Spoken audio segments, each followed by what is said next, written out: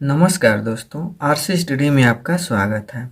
आज आप लोग अध्ययन करेंगे बेकिंग सोडा या खाने का सोडा का रासायनिक नाम, निर्माण विधि और इसके भौतिक गुण तथा रासायनिक गुण, और अंत में इसका उपयोग कहाँ कहाँ किया जाता है। तो सबसे पहले बेकिंग सोडा को खाने का सोडा भी कहा जाता है। यानी खाने का सोडा क्यों कहा जाता है? क्योंकि यह भोजन में भी इसका प्रयोग किया जाता है। इसका रासायनिक नाम तो सोडियम बाई कार्बोनेट होता है।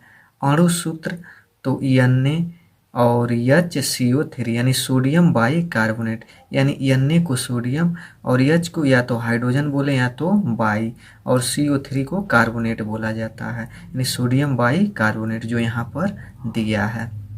इसका अणु भार, तो अणु भार कैसे पता करेंगे? तो सोडियम का 23 होता है अणु भार या परमाणु भार, तो यहाँ पर 23। हाइड्रोजन का 1 होता है तो यहाँ पर 1 है, और यह कार्बन है तो कार्बन का 12 होता है तो 12। फिर ऑक्सीजन का 16 होता है तो 16। ऑक्सीजन यहाँ पर कितने बार है? 3 बार है, तो इसलिए 3।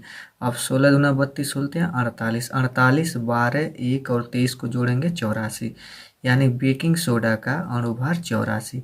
इसका सामान्य नाम, या तो सामान्य नाम बोले या तो व्यापारिक नाम, या तो इसे जिस भाषा में खरीदा या बेचा जाता है वही व्यापारिक नाम होता है या सामान्य नाम होता है, तो उससे बेकिंग सोडा या खाने का सोडा कहा जाता है। इसका निर्माण विधि, इसका जो निर्माण प्रक्रिया है तो सोडियम बाई कार्बोनेट का निर्माण जब सोडियम कार्बोनेट के संतृप्त जलीय विलयन में कार्बन डाइऑक्साइड गैस प्रवाहित करने पर होता है। जैसे यहाँ पर सोडियम कार्बोनेट है, इसके जलीय विलयन यानी इसमें जल मिला दिया जाता है, और जब जल मिल जाता है तब इसमें कार्बन डाइऑक्साइड गैस प्रवाहित की जाती है। तो जब गैस प्रवाहित की जाती है तो सोडियम बाई कार्बोनेट या सोडियम हाइड्रोजन कार्बोनेट बनता है, और इसी को बेकिंग सोडा कहा जाता है। अब इसका भौतिक गुण, तो भौतिक गुण कि सोडियम बाइकार्बोनेट सफ़ेद क्रिस्टली ठोस है। अब क्रिस्टली का मतलब क्या होता है? तो यानी जैसे फिटकरी और फिर उसके बाद चीनी हो गया, ये सब क्रिस्टली पदार्थ होते हैं। फिटकरी, चीनी और नमक यानी क्रिस्टली पदार्थ है जो जल में विलय होता है, यानी सोडियम बाइकार्बोनेट जल में विलय होता है। इसके रासायनिक गुण यानी 100 डिग्री सेल्सियस से अधिक ताप पर गर्म करने पर सोडियम कार्बोनेट में परिवर्तित हो जाता है। कहने का मतलब यह जो एक एग्जाम्पल आप लोगों को बताए हैं कि सोडियम कार्बोनेट में जल मिलाकर इसमें कार्बन डाइऑक्साइड जब यानी गैस प्रवाहित की जाती है तो सोडियम बाइकार्बोनेट बनता है। अब फिर इसी को, या सोडियम बाइकार्बोनेट है, इसी को जब गर्म करते हैं 100 डिग्री सेल्सियस से अधिक ताप पर तो यह ऐसे टुकड़ों में बंट जाता है। तो यहाँ पर क्या है? सोडियम कार्बोनेट, तो सोडियम कार्बोनेट प्राप्त होता है, वही यहाँ पर कह रहा है। अगला यहाँ पर है दूसरा कि अम्लों से क्रिया द्वारा लवण व कार्बन डाइऑक्साइड का निर्माण होता है।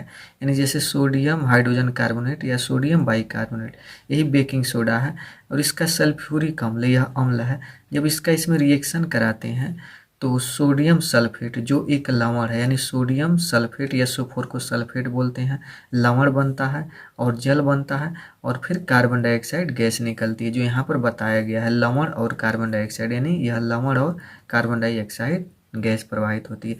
आप लोग बैलेंस कर लीजिएगा, जैसे सोडियम 2 एकम 2 बार, यहाँ पर भी सोडियम 2 बार, यह सल्फेट पूरा, यहाँ पर भी सल्फेट है।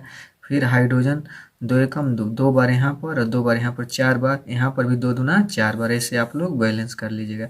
अब जल अपघटन करने पर क्षारीय विलयन का निर्माण होता है, यानी जैसे सोडियम बाइकार्बोनेट में जल का अपघटन कराते हैं तो यह सोडियम हाइड्रोक्साइड बनता है जो एक क्षारीय विलयन है, और हाइड्रोजन कार्बोनेट बनता है। तो ये कह रहा है कि जब इसका जल अपघटन कराते हैं तो क्षारीय विलयन का निर्माण होता है।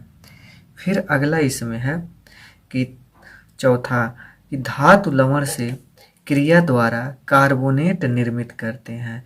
यानी धातु लवण जैसे है जिंक सल्फेट, यह एक धातु लवण है। जिंक क्या है? एक धातु, और सल्फेट, यह दोनों को मिला देंगे तो यह कहलाएगा धातु लवण।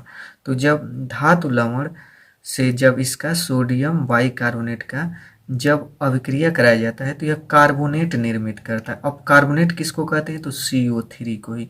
जैसे यहाँ पर CO3 आ गया, जिंक कार्बोनेट, यह जिंक और CO3 कार्बोनेट। और फिर सोडियम सल्फेट बनता है और जल बनता है और कार्बन डाइऑक्साइड गैस बनता है। जैसे यहाँ पर फिर से देखिए आप लोग, धातु लवण यानी जिंक सल्फेट का जब सोडियम बाइकार्बोनेट से अभिक्रिया कराया जाता है तो जिंक कार्बोनेट, यानी यही कह रहे हैं यहाँ पर कार्बोनेट बनता है, तो जिंक कार्बोनेट और सोडियम सल्फेट और जल तथा कार्बन डाइऑक्साइड गैस बनती है। अगला इसमें आप लोग पढ़ेंगे लास्ट कि बेकिंग सोडा का उपयोग, इसका उपयोग कहाँ कहाँ किया जाता है। तो इसका उपयोग जो होता है बेकिंग सोडा का, तो बहुत जगहों पर किया जाता है, लेकिन यह 4 जो हैं दिए गए हैं यहाँ पर। तो जिसमें से पहला है आमाशय की अम्लता दूर करने में। अगर आमाशय में अम्लीय हो, यानी जैसे पेट दर्द कर रहा हो, तो वहाँ पर इसे खाने से आमाशय की अम्लता क्या हो जाती है, दूर हो जाती है। तो आमाशय की अम्लता को दूर करने में। अगला इसमें है कि चर्म रोगों के निदान में, यानी चर्म रोगों के निदान में इसका प्रयोग किया जाता है। कच्चे दूध के फटने के समय को बढ़ाने के लिए, यानी बढ़ाने में। चौथा, प्रयोगशाला में अभिकर्मक के रूप में इसका प्रयोग किया जाता है।